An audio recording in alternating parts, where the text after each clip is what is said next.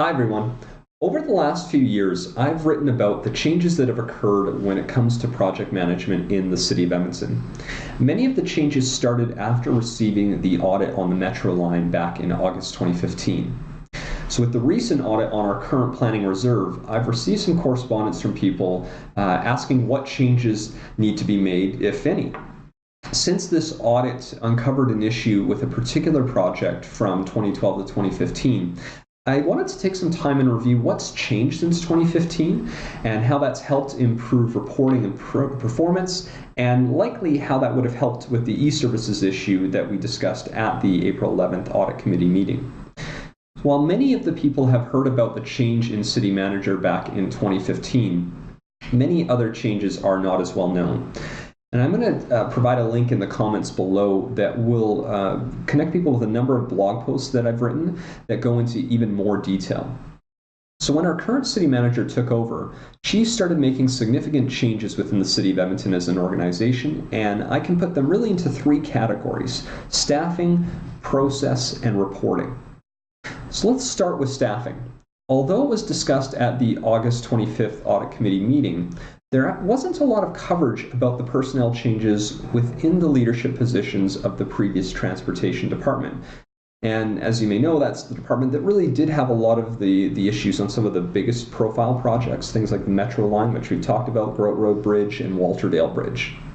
Now, in that August committee meeting, the audit committee was told that 70% of the personnel in those leadership positions with the previous transportation department have changed, and that's for a number of reasons.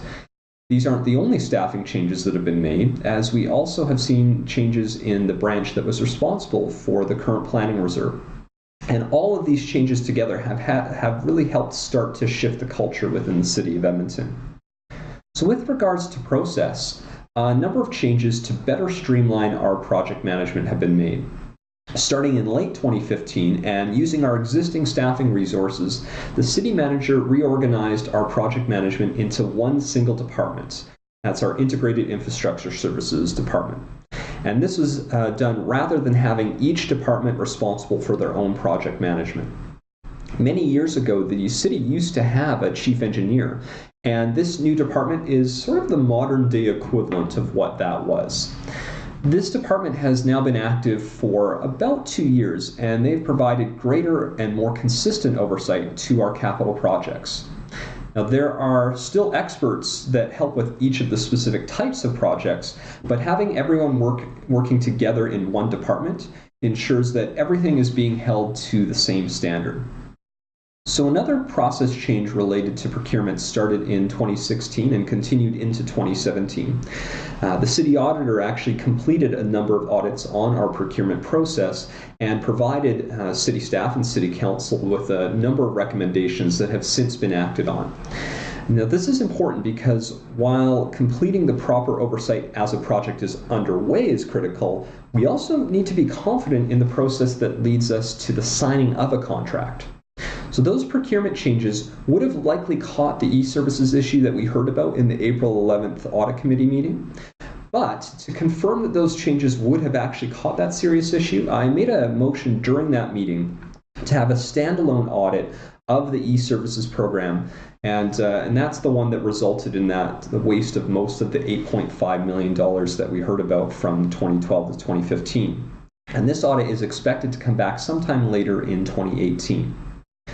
Finally, I wanted to address the reporting changes because city administration and city council have a responsibility to stay on top of our various projects. As you can probably imagine, city council shouldn't be the ones micromanaging each project, but we want to provide the necessary oversight in the case that there are policy changes that need to be made.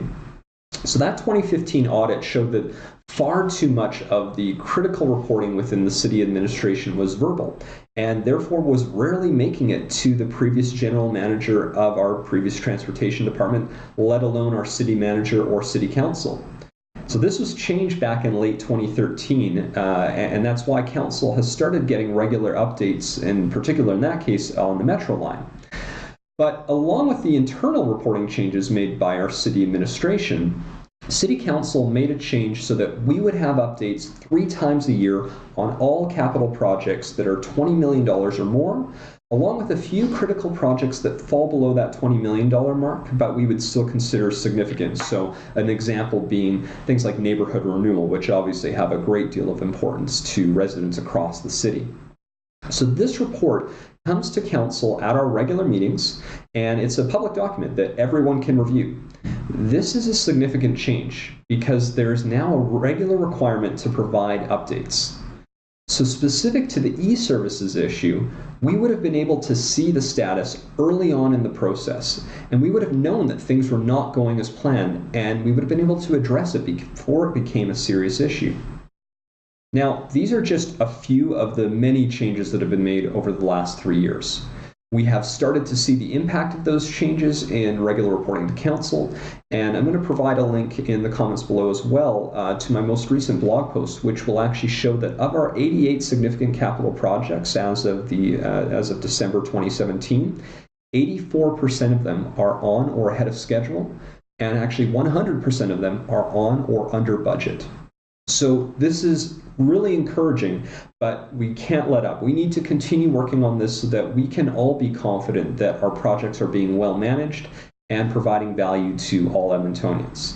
So I want to thank you for taking the time to watch this video. And of course, please consider subscribing to my YouTube channel for more updates. And of course, I encourage you to read more in the blog post that we'll have linked below. Thanks, everyone.